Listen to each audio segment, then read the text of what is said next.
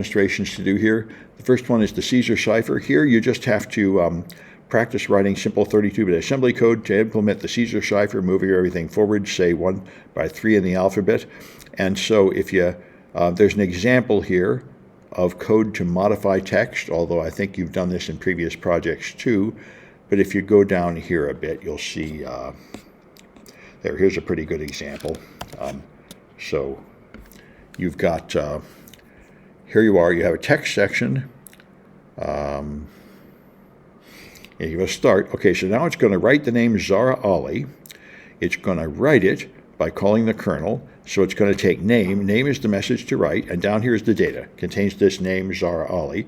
So it's going to just print that, send that out to the user. Then it's going to modify it by putting a 4-byte chin, a double word, writing on it. So it's going to change the first word from Zahra to Nuha, and then print that out.